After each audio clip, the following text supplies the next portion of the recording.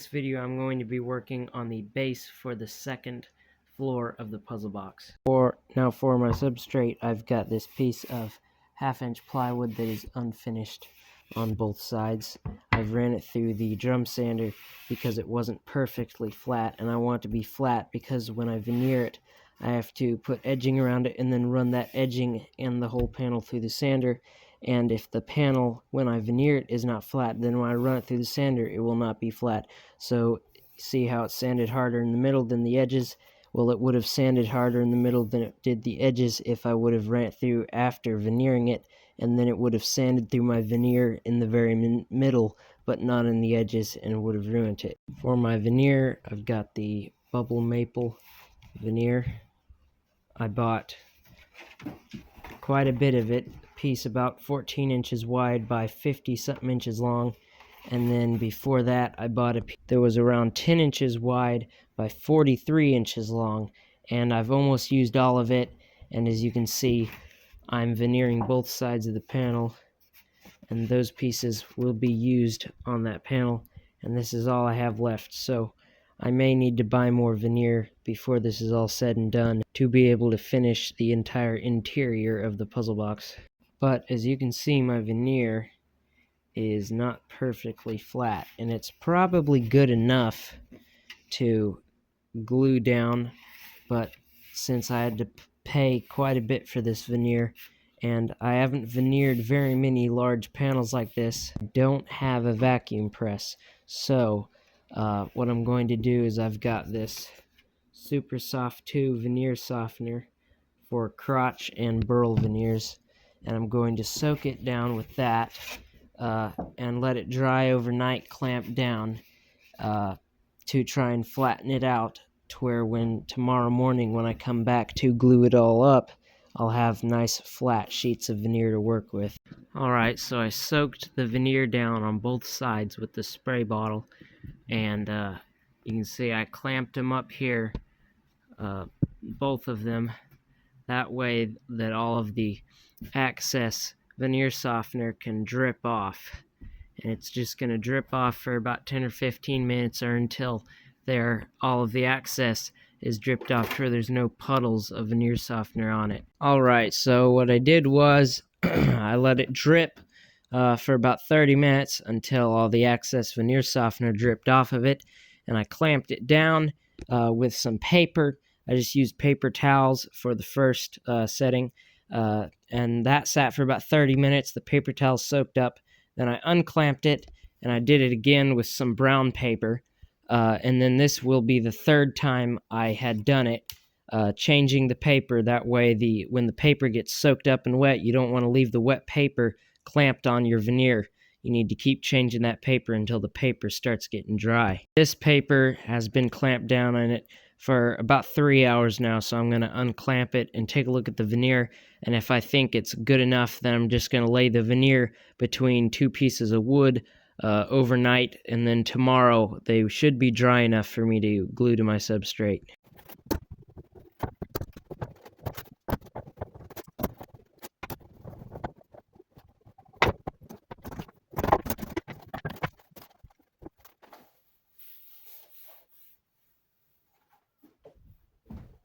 And you have it. Nice flat sheet of veneer.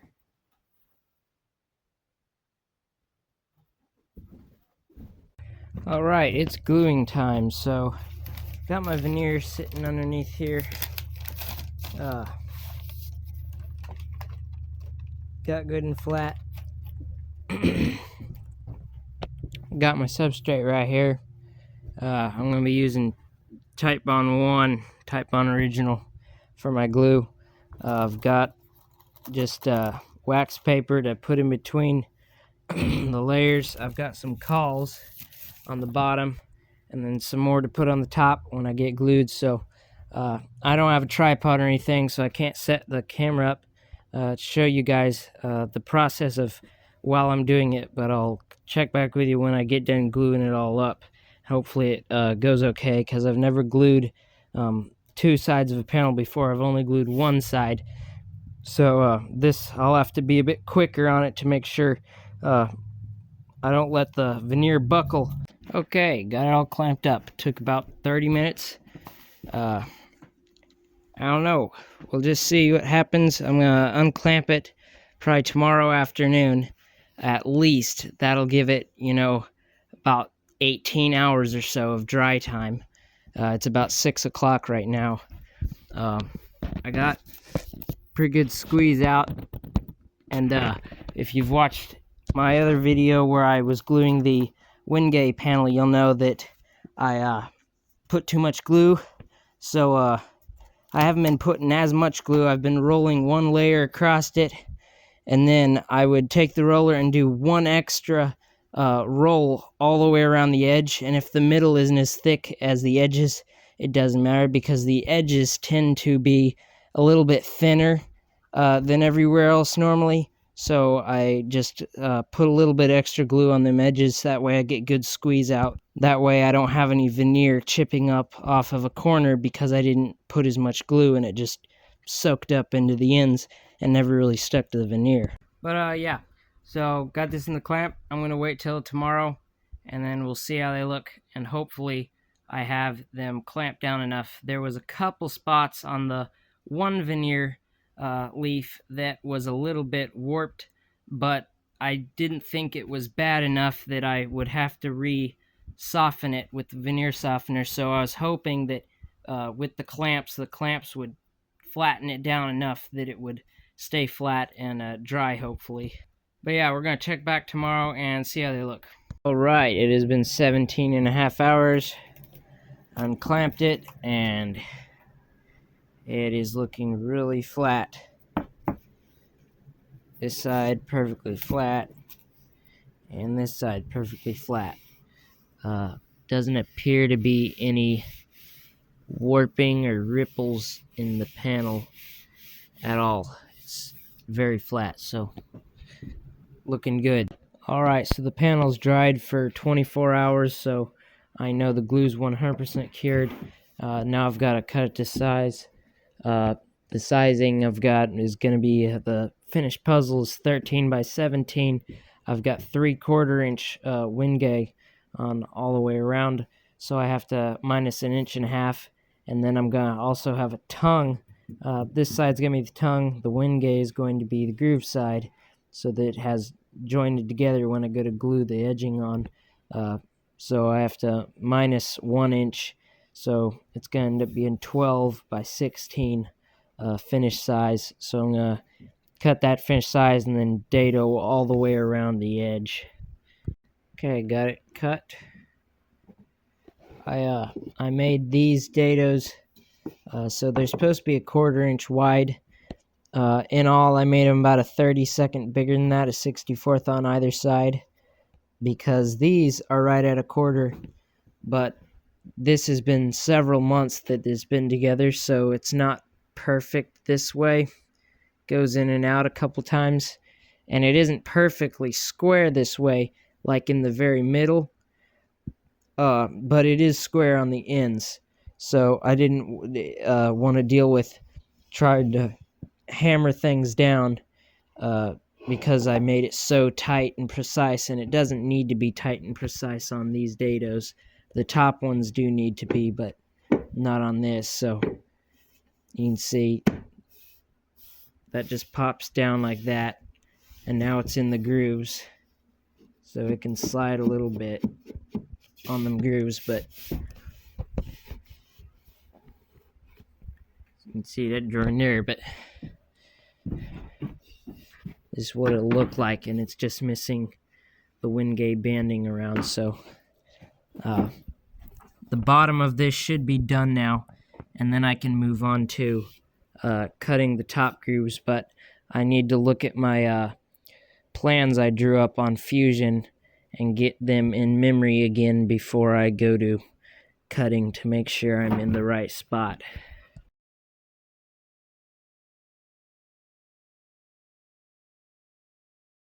Alright, so this is the layout for the top side. This is the bottom side that I just dadoed.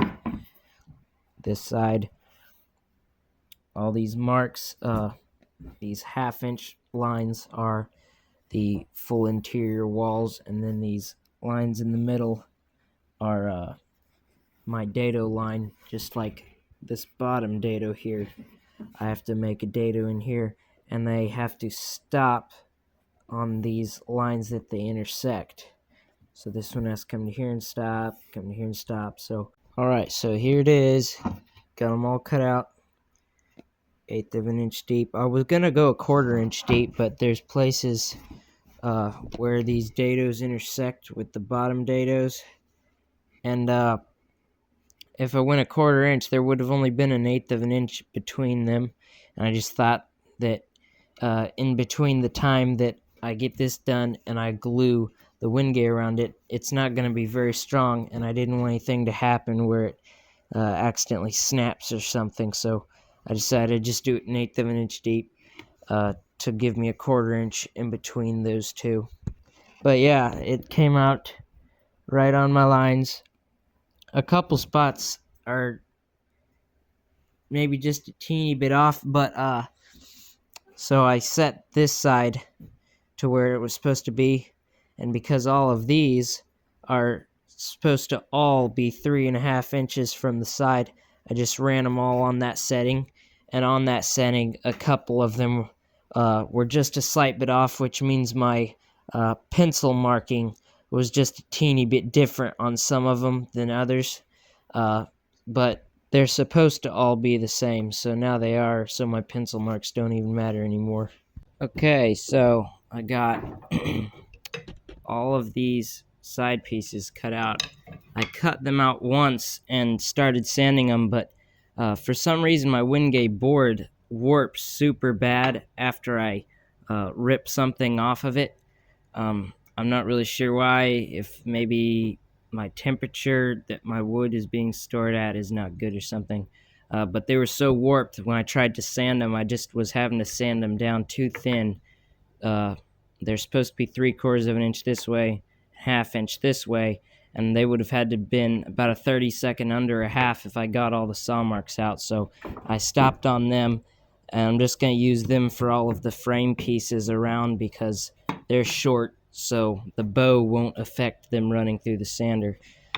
So I cut some more, and I made these 5/8 inch wide so that I had plenty of room to sand them down. So you can see they're really straight. But these are the two side pieces, and then these are the two end pieces.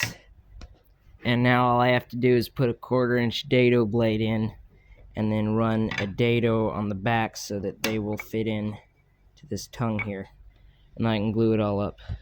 Got them ran, so you can see it looks like it warped a little bit on this edge just after I got done running this dado, which is kind of weird, but it'll be okay.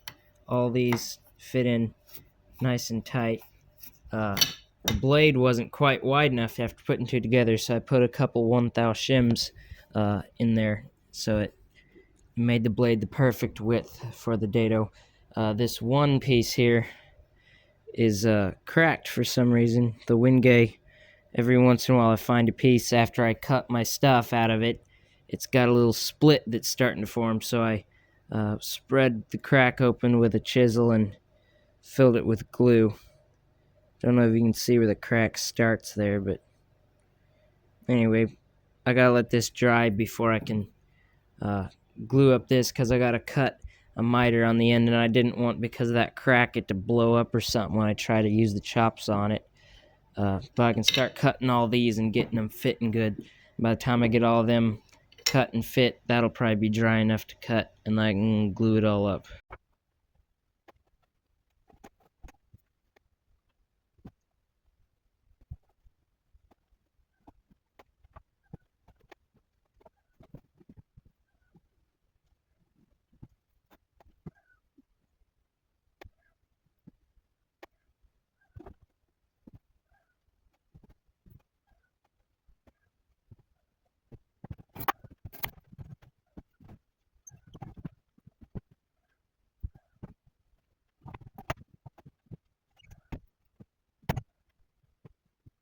Alright, there it is, all glued up.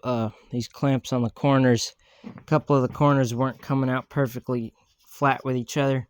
So these quick grips on either end just make sure that when the corner meets, it's flat, because that'll affect it going through the drum sander, because if that corner is lower than the other, it'll hold up this whole side and then sand through my veneer. And we don't want that. If you watched my video when I was making the Wingate base panel, you'll know what happens when you sand through the veneer. But anyway, probably let this sit about 4 hours and then take clamps off, and I'll be able to run it through the sander. Alright, got it all sanded. It's very flat. I was really nervous running it through the sander because I was afraid I was going to sand through my veneer, but it actually went like perfectly flat all the way across. I didn't sand through my veneer anywhere, and it's the perfect thickness. All the joints came out pretty good. No big gaps in them. Nice crisp corners, so now it's ready to start getting all the joinery ready. This video is already getting too long, so I'll show all of the joinery and all of the framework in the next video. So thanks for watching. See you in the next one.